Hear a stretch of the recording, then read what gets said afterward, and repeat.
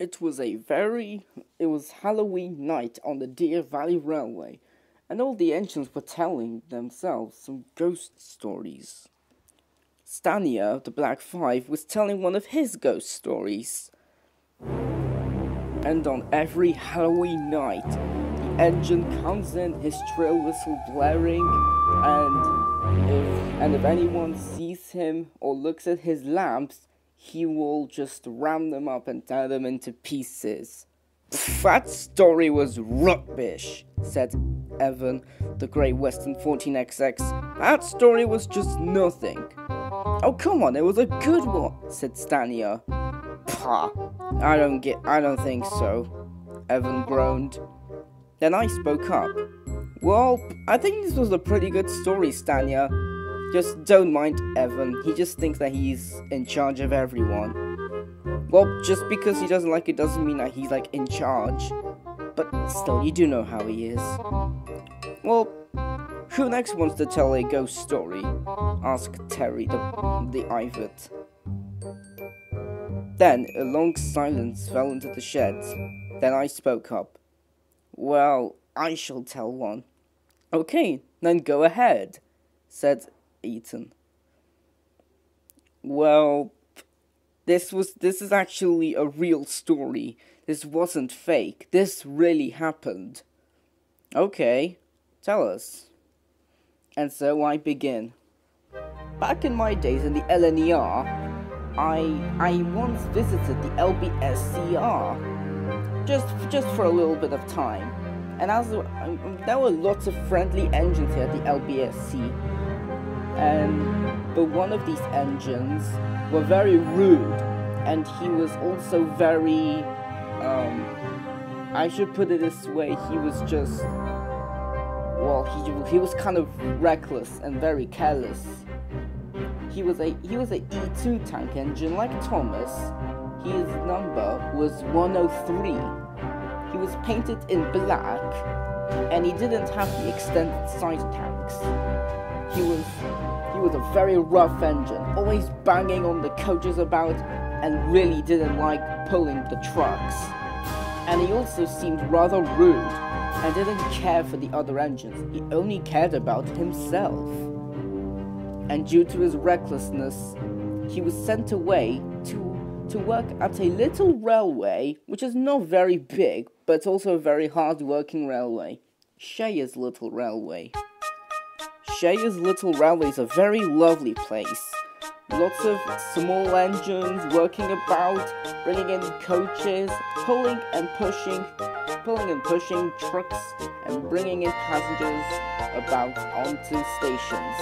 It was just like any other railway, but it was not even run by it was run by a single company, the SLR. It was just run by Sheya's Little Railway Company. And then, when the E2 came in, then he didn't change his ways. 103, which he didn't even have any, he was just called 103. He was still very reckless, banging in coaches and banging in trucks, and still didn't like pulling coal trains and other goods trains. He never once pulled a passenger train, but when he did once, then he was starting to be very boastful. He boasted to the other engines about how he was so happy about being now pulling a passenger train. The others just groaned and were very tired of listening to him, about telling him about his day, about the day he has when he only pulls passenger trains.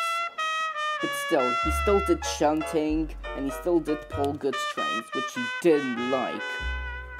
And one day, it would change for the worse.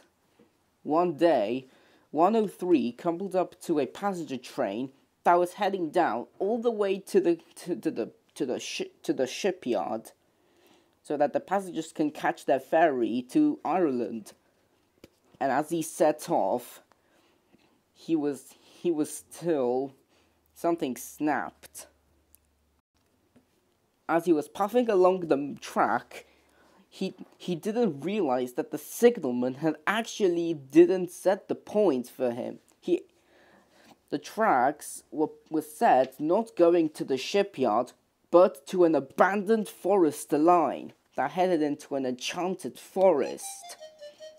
As he went there, his driver tried to stop him, but 103 started to go faster and faster. Even the brake coach couldn't stop him. 103 was puffing along, going faster and faster. And even the creaky old rails didn't derail him. He was bumping and bumping, going faster and faster than anything. Well, at the time, he wasn't really going faster than anything, but still, he was going very fast for a tank engine. But then, he didn't even say a word. His driver called out to him, "What are you doing? You're going the wrong way, slow down." But 103 didn't answer. All they heard was him laughing with a sinister laughter. He just sounded very weird and gone mad. And nobody quite knows the reason how he was just laughing and just going into an abandoned foresty line. And that was the end of the buffers. And 103 didn't stop. He just continued on. His driver and fireman uncoupled the coaches just in time, and 103 crashed through the buffers and splashed into the water. 103 was never found again. When they tried to search for him, when they got the breakdown train, then they didn't find him. They didn't find a single piece of him. But then, 2 days after, there were reports about hearing a shrill whistle and a crazy, sinister laughter. Nobody quite knows how, but we all know that this might be 103, and that he's going to get someone. The other engines were very, very silent. And that's the story, and I finished. "That was a very, very spooky story," said Stania. "I know, right?" said Exeter.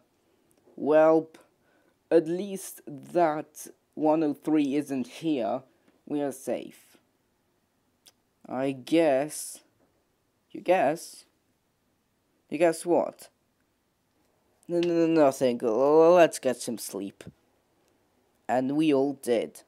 But I still had a feeling that because I told the story, 103, Sheya's Little Railways E2 would come and get me.